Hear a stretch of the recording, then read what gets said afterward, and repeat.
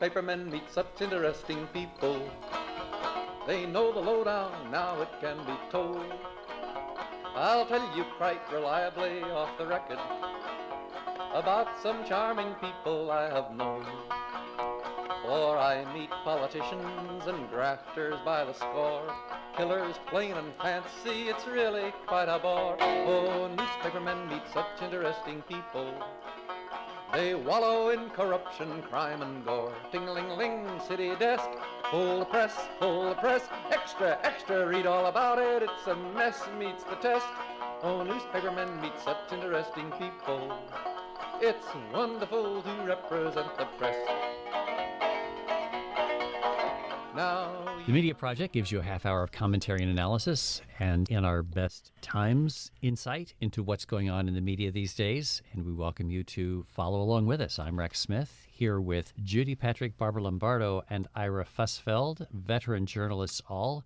Just a quick question for the panel here. Anybody ever make up anything that you get published? Absolutely no not. way. Dead silence. Okay. We would be long fired if we did. Well, You may not have been fired, but you know in your heart that you did wrong. I guess that's possible if somebody didn't catch you. But now we have Teresa Thompson. She is a Fox Sports and Amazon Prime Video host on Thursday Night Football. She's a sideline reporter, and you've probably heard about this, folks. Speaking on a podcast, she said that she fabricated reports. She said, I would sometimes make up the report because the coach wouldn't come out at halftime or was too late. And I was like, I didn't want to screw up the report, so I was like, I'm just going to make it up. End quote. And then to clarify, wasn't she referring to the past? She had done it in the past. She wasn't doing it in the present. To clarify. Well, she said that. Early in my career, she says, when I worked as a sideline reporter before I transitioned to my current host role. Correct. So she's saying sideline reporters who have a little brief amount of time and a little bit of airtime might make up stuff. My view beyond her situation is that this is a position that shouldn't exist during a football broadcast. These sideline reporters don't get anything generally that's worth breaking in to the game about. If there's an injury or something that really needs to be relayed back up to the game announcers, you can get an intern or a production assistant to do that. But for some reason, and all the networks do it, they want a person down there on the sideline so they can say, we have our ace reporter down there.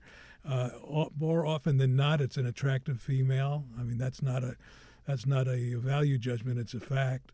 And I just don't think it adds anything to the broadcast. But the question here, and I've been giving this a lot of thought. Apparently, whatever transgression she committed, she did so long ago. As far as we know, we don't know if she's done things sooner. Should the fact that this in fact did happen so many years ago or years ago mitigate her, what if anything is going to be done to her as an employee? I would argue that the admission of making up stuff is not unlike being found for plagiarism in print. If you're plagiarized, you're fired. You've committed the death penalty. I think that the same is this case here, unless the feeling is it happened so many years ago that the statute of limitations is up. What do you think, editors? Yeah, her mea culpa wasn't much of a mea culpa because she took it back, saying that it happened a while ago, and what I really wasn't making it up. I was just saying my observation. The other thing I like to say, I agree with Ira that these are useless positions, and I think it was just the sports journalism industry trying to throw a bone to women, saying, "Oh well, yeah, we have women report, we have them report from the sideline." They never have said anything of value. I mean, I'm no Ian Pickus. I don't watch a lot of sports, but I've never found these reports to be useful. At one point, I thought that maybe the coaches were under contract or had some obligation to talk to the sideline people as part of their contract with the NFL. It's different for each league, but I would not be surprised if they did have it, and whatever coach didn't speak to Thompson when this occurred should have. That was probably part of his deal. What do you think, Barbara? Would you say that there's a statute of limitations if you had a reporter who told you that, a few years ago I made stuff up? It's a little fuzzy to call it a statute of limitations. I would not fire her now for that offense done in the past. Mm-hmm. She should have been fired back then. And the fact that she wasn't either says that her bosses didn't know or they didn't care. What concerns me now is that her bosses still don't seem to care, that they haven't come out to say, she made mistakes as a rookie. We don't condone this. This should never happen. We don't make things up. Our staff does not make things up. And we believe she's learned from the past. And beyond that, I think that it speaks to a culture that existed and still exists, that, as Ira said, that there's attractive young women out there who are trying to make a name for themselves and keep a job. And she didn't make it up in her head that she needed to make stuff up. She thought that she needed to do that to keep her job. So there's a culture that needs to be addressed. Well, talk about the culture. Is there a sense that there may have been at a time that, well, it's sports, it doesn't matter, but in this world, sports is so costly these days. These are multi-million-dollar contracts per year that are, and there is a lot of money riding on this stuff. Individuals are betting now in sports, and so a sidelines report that is made up could certainly be consequential. Right, but we don't know that it's happening now. Well, but we know that it's not just her. From Ira that those are not consequential reports. They're just a lot of baloney, and now we know that they're beyond baloney. They were made up Fake baloney. baloney. Fake baloney. Fake baloney. There are occasions when there's information that is rightly transmitted through the sideline reporter. My point is you don't need a high-profile sideline reporter to get that information.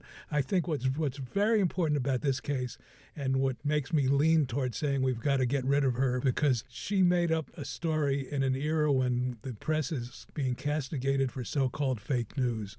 And if you have an admission on the part of this and or other sideline reporters or anybody that they've made up stuff, that it just underscores in the minds of those who are really already don't trust journalism. Oh, I don't agree. She should never have done it in the first place. It is incredibly disturbing, no matter what cultural influences she might have had, for her to think that it was okay ever to make up a quote.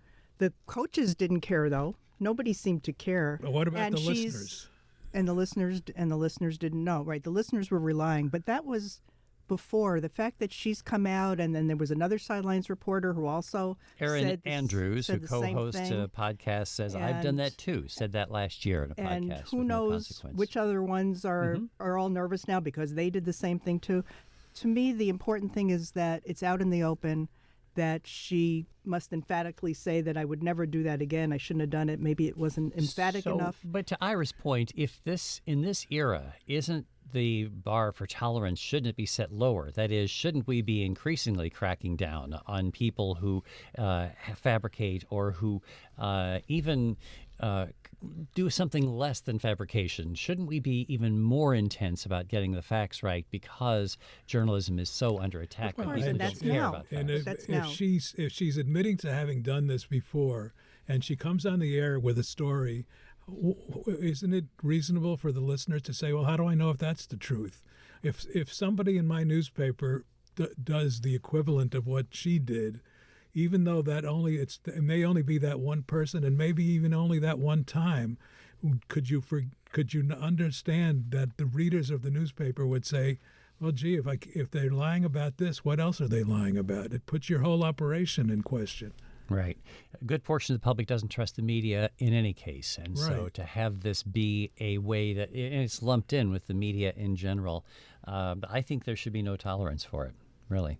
I remember even actually when I was in journalism school, halfway through the year at a Christmas party, one of the young student reporters said that she was making up quotes in the articles that she would submit to reporters. We were supposed to be out on the street reporting. And I think most of us were horrified that she was, and she said, well, it doesn't matter. It's just a class assignment. You teach journalism. That's a fail to me. Uh-huh. How long did the Washington Post tolerate Janet Cook, and how long did the New York Times tolerate Jason Blair? Which names, by the way, we know because journalism is intolerant of lying. Right, that's right. As soon as they were found out, they were gone. Right. I think when she first talked about this in an interview, she had no idea that there was going to be blowback. I think she's just yakking about what she used to do. Well, that's not very smart of her. It's not. It's not very smart. It could be she just doesn't consider herself a journalist. Maybe she considers herself an entertainment. It's all, again, from my perspective, the sideline report is such fluff. that I always discount it as not real news. But I agree that you can't make stuff up. Well, maybe this will raise the standards then. Maybe after this, they will have to be journalists, so they'll begin to think of it that way. If there's an appropriate reaction on the part of her employers, whether her paycheck is Fox Sports or Amazon, they ought to pay attention. So we will hope that there's some change as a result of this, but we'll see, folks. It's the Media Project. If you have your thoughts on this, media@wamc.org is how you send us email, which, by the way, a listener, Sandra, wrote in about last week's show featuring Anna Wolf of Mississippi Today, winner of the Pulitzer Prize for Investigative Reporting, who was here in Albany to pick up an award that we call the Nellie Bly Award. And Sandra, our listener, wrote in saying, I always thought this show should feature others and younger people in the media working in different models than traditional media. This week's show was excellent, and the guest was a welcome change. More of that. Thanks. Okay. Thank you, Sandra, for your input. Media@wamc.org. I'm Rex Smith here with Judy Patrick, Barbara Lombardo, and Ira Fussfeld, the Media Projectors of the Week. Rex, if I may, last week was not one of the weeks that I was on, and I'm only on every other week, but don't feel compelled to put a Pulitzer Prize winner in my chair. It's not necessary. I know the bar. She wasn't in your chair. I know the bar is raised, but, Yeah. I won't be insulted. That's okay. It's okay. It's a wonderful thing when you see a young person succeeding that way. I did listen to the show, and I thought it was really interesting and wonderful to have her on. It was inspirational to see a scrappy reporter and how she talked about how difficult it was for her to track down the story. I mean, this was big, and it took a long time. Mm-hmm. So the commitment of 3 her years. bosses to let it happen, and her good sense of justice.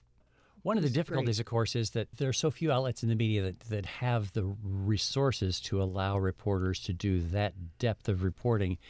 And I want to give you a number here and see what you think. That is $12 billion. That amount of money could do a lot for journalism, couldn't it? That is the number that experts, some researchers say, is what Google and Meta owe publishers for the news that they've been putting on their platforms over the years. The news organizations that we all were a part of. Ira was publisher of the Daily Freeman publications in Kingston. Barbara was executive editor of the Saratogian and the Record in Troy. Judy was editor of the Daily Gazette in Schenectady, and I was editor of the Times-Union.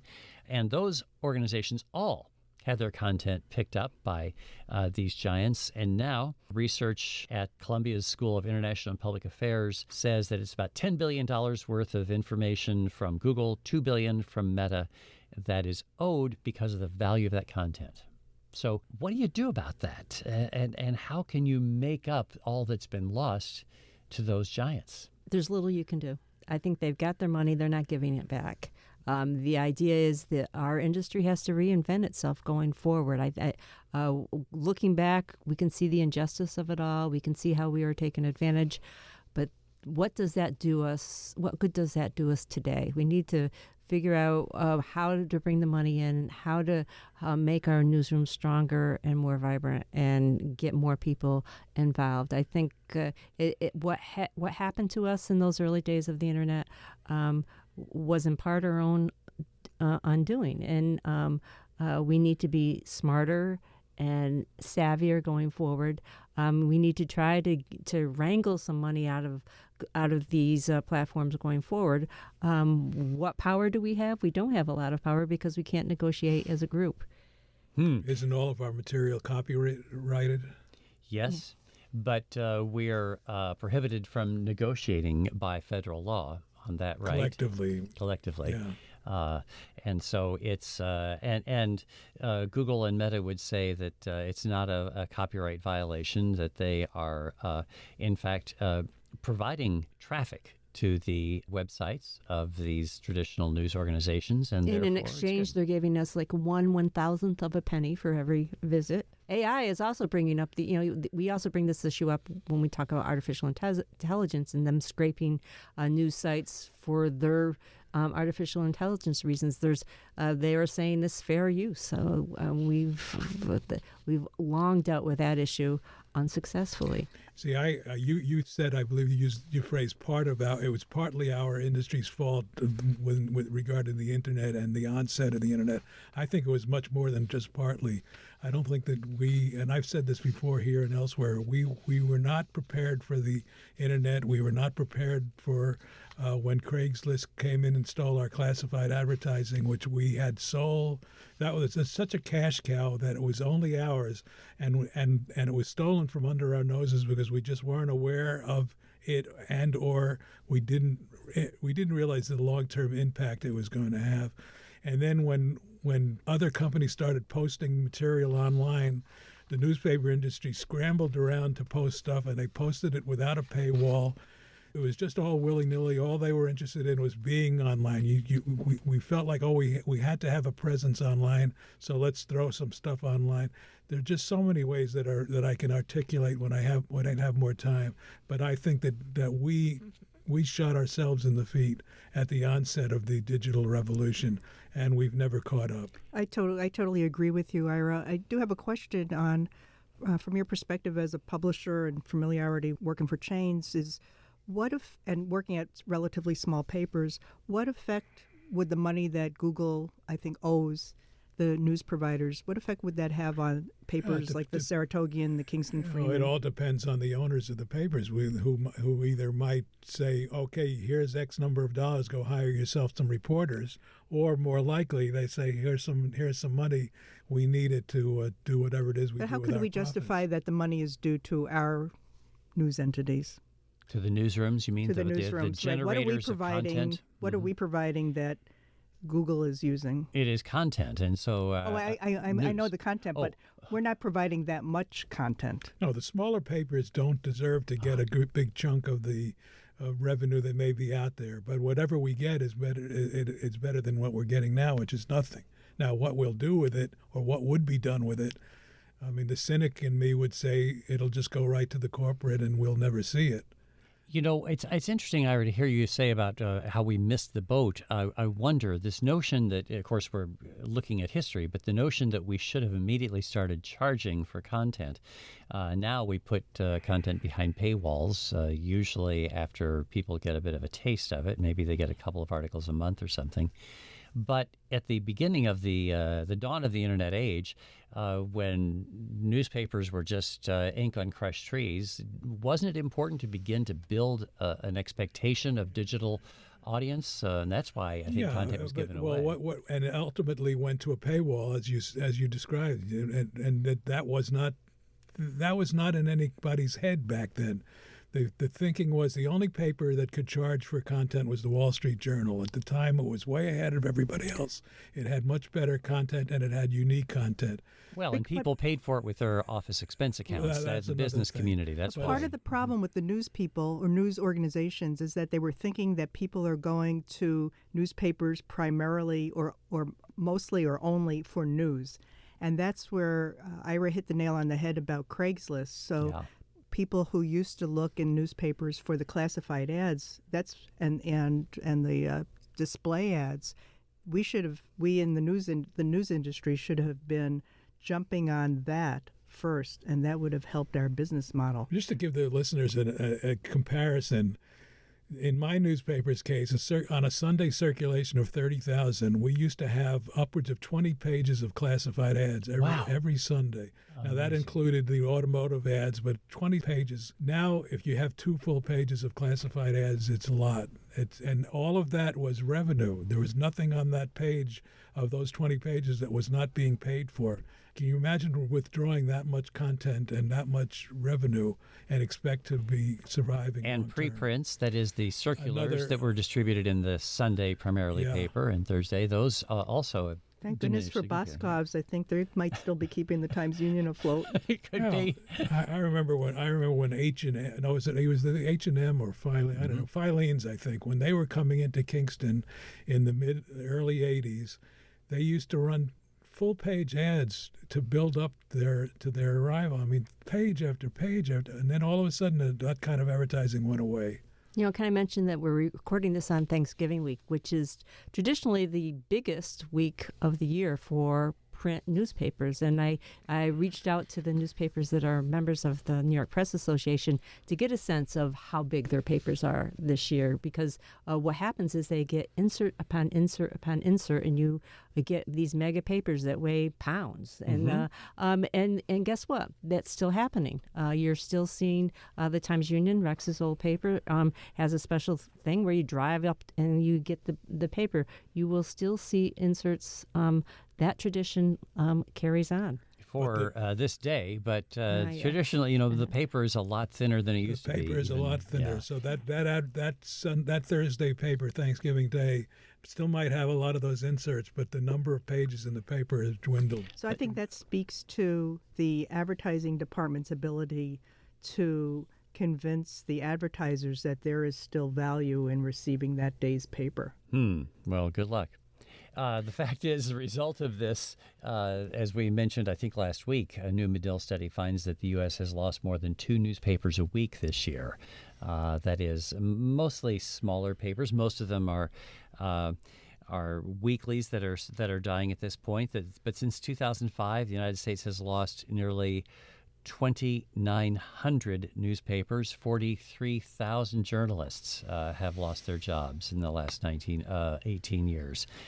So that is, and there's been some growth in these digital-only outlets, like we were talking about Anna Wolf. Her outlet, Mississippi Today, of course, has a staff of a thriving staff of about 20 some, I believe. You know what surprises me about the fact that most of the papers that are closing are weeklies is that the weeklies, in my view, still had a unique place in small communities, that the content that the weeklies had was not content that even some of the smaller dailies would have, and that you would think that everybody in a small community would still want that weekly newspaper, because you're not getting that information digitally, generally speaking. Maybe you want to talk to Ralph Nader about that. Well, I saw.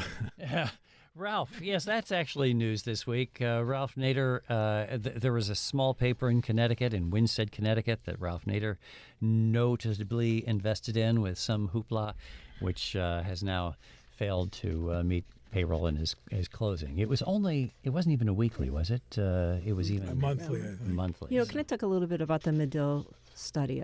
Because I took a deep dive into it, because I wanted to. I actually wanted to write about it and then get a sense of where the data was coming from.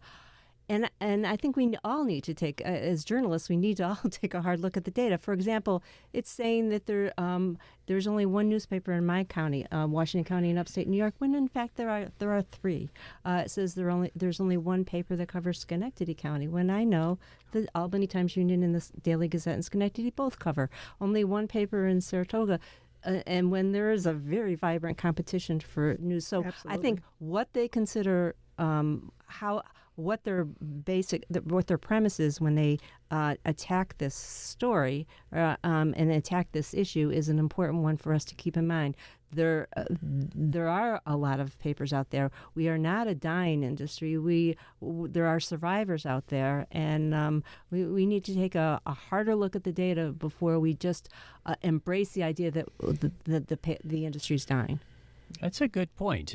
One of the aspects, though, that still is troubling in that is the places where there are still banners. That is, there's a nameplate but there's no journalism being done there. There are at least 36 markets, this research found, where there are papers owned by Gannett and Lee Enterprises. Lee, for example, owns the Post-Star in Glens Falls. Markets where there's not a single local journalist on staff in some of those markets. I believe there's one reporter now in Poughkeepsie, which is a Gannett property. Now, I'll go back to what Judy was saying, where the news for journalism overall is not great. But I looked at that story with skepticism, and I'm glad that you're pointing those things out. When they say there's no reporters listed on the staff, I could take the Saratogian, for example. They have less than a handful of reporters, but they do have reporters. They unfortunately don't have a brick and mortar site, and it's true that they're not listed their bylines are listed when they write a story. Their bylines are included in the print and online stories. So it made me think that this is not, You think there are it's holes a poorly, in yes, the there's data? holes. Yeah, I mean, think it was poorly done. Kingston still has several reporters. They're not listed somewhere. Yeah, and I find it hard to believe that Poughkeepsie only has one.